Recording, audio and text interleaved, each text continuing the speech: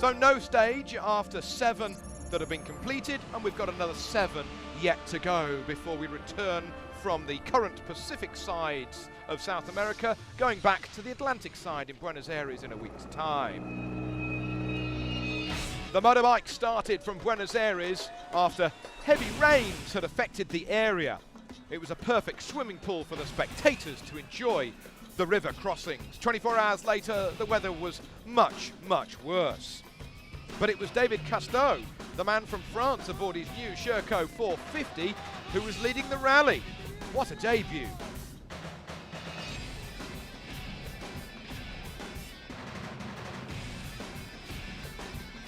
Mark Comer, he had a 22-minute penalty after being caught speeding through one of the villages.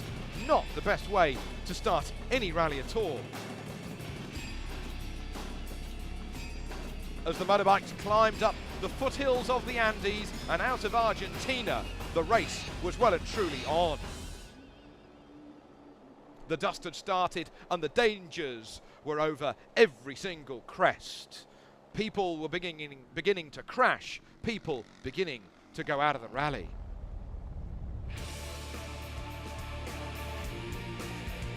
Jordi Villadoms, the teammate to Mark Comer, he was out with an injured back, so Comer was left all alone to do all the work.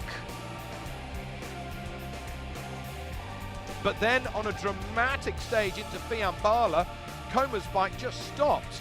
He was stuck on the side of the stage and he just could not get it restarted. He lost even more time, and even though others tried to come along and help him, he slipped down the order, another 20 minutes slipping through his hands.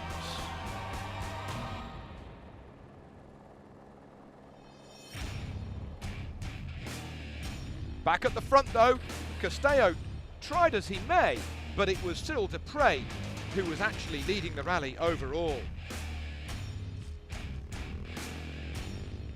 On the charge, the other side of the Andes, into Chile, it was a battle between Dupre and Comer. Comer, though, not with a very realistic chance of making up time.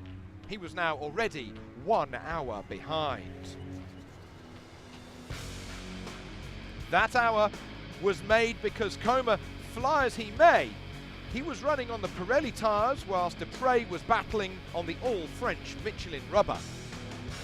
Comer was rocketing through the stages. The pace was quick, but eventually just a little too fast. The rear puncture that put him back another few minutes. Mark saying, it's just not my year. Eventually, it was the kindness of rookie Italian Luca Manca who gave up his own rear wheel for Comer to continue on his way.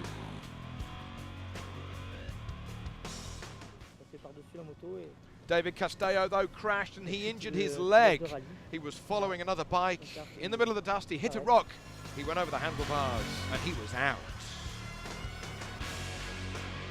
The big flat plains gave everybody a chance to try and navigate their way through.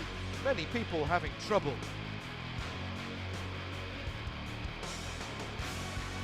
Luca Manca, as a rookie, was at one point up into 4th position, but he slipped down the order and then had a terrifying crash. He was airlifted away with serious head injuries. But on the second stage into Chile, Francisco Lopez was victorious as the rally went way further north, up to Iquique.